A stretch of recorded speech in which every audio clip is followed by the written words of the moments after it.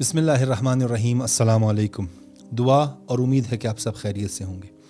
کیا آپ جانتے ہیں کہ وہ قرآن جسے اللہ نے صرف پڑھنے کے لیے نہیں بلکہ سمجھ کر عمل کرنے کے لیے نازل کیا، اگر انسان قرآن کو سمجھ کر اس پر عمل کرنے کی نیت سے اسے پڑھے تو اسے کیا اجر و ثواب ملتا ہے؟ میں آپ کو اس ویڈیو میں 25 ایسے اجر و ثواب کے بارے میں بتاؤں گا جسے آپ نے شاید پہلے کبھی نہ سنا ہو، اور میں یقین سے کہہ سکتا ہوں کہ اکثر لوگوں نے اس حدیث کو نہیں سنا۔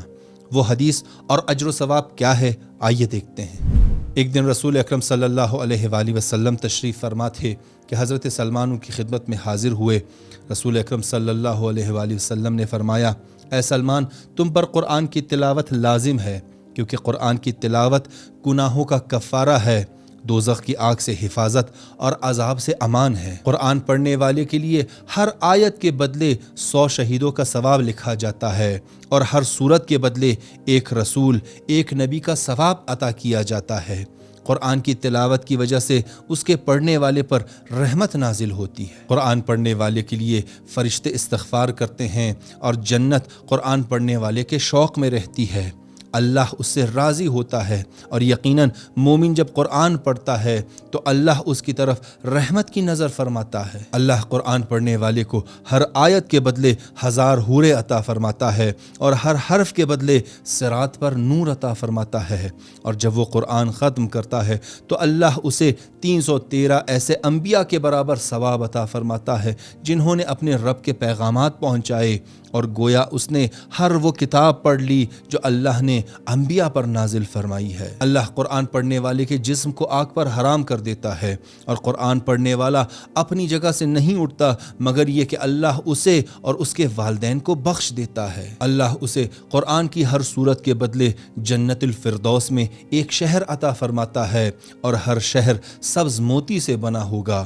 ہر شہر کے اندر 1000 محل ہوں گے، اور ہر محل میں 1000 کمرے، اور ہر کمرے میں نور کے 1,00,000 گھر ہوں گے، اور ہر گھر پر رحمت کے 1,00,000 دروازے ہوں گے، اور ہر دروازے پر 1,00,000 دربان ہوں گے۔ ہر دربان کے ہاتھ میں ایک الگ رنگ کا ہدیہ ہوگا، اور ہر دربان کے سر پر استبرق کا رومال ہوگا جو دنیا اور اس کی ساری چیزوں سے بہتر ہے۔ ہر گھر میں عنبر کے 1,00,000 کمرے ہوں گے، اور ہر کمرے کی وسعت مشرق سے لے کر مغرب تک ہوگی، اور ہر کمرے کے اوپر 1,00,000 تخت ہوں گے، اور ہر تخت پر 1,00,000 چارپائیاں ہوں گی، اور ہر چارپائی سے دوسری چارپائی کا فاصلہ 1000 ذرا ہوگا، اور ہر چارپائی کے اوپر ایک بڑی آنکھوں والی حور ہوگی، اور اس کے سر پر عنبر کا تاج ہوگا جو موتیوں اور یاقوت سے جڑا ہوا ہوگا، اور اس کے سر پر مشک اور غالیہ کے 60,000 لٹیں ہوں گی۔ ان کے کانوں میں قیمتی زیور ہوں گے، اور ان کے گلے میں 1000 ہار ہوں گے، اور ہر حور کے سامنے 1000 خادم ہوں گے، اور ہر خادم کے ہاتھ میں سونے کا ایک جام ہوگا، اور ہر جام میں 1,00,000 قسم کے مشروب ہوں گے جن میں سے ایک دوسرے کے مشابہ نہیں ہوگا، اور ہر گھر میں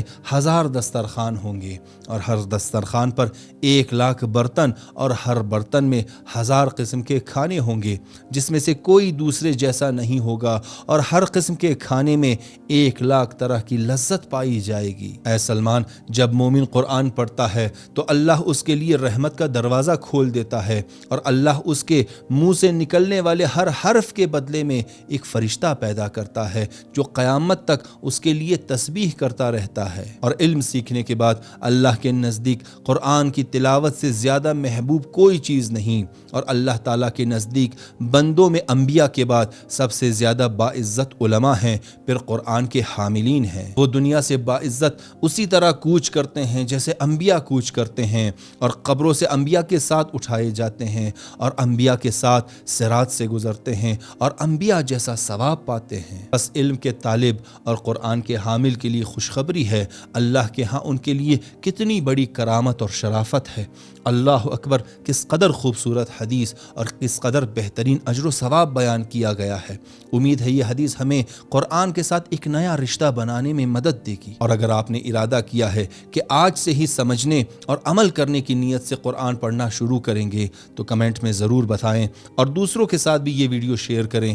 ہو سکتا ہے آپ کے شیئر کرنے سے کسی کا رابطہ قرآن کے ساتھ دوبارہ بحال ہو جائے۔ آج کے لیے اتنا ہی، اپنا خیال رکھیے، اللہ حافظ۔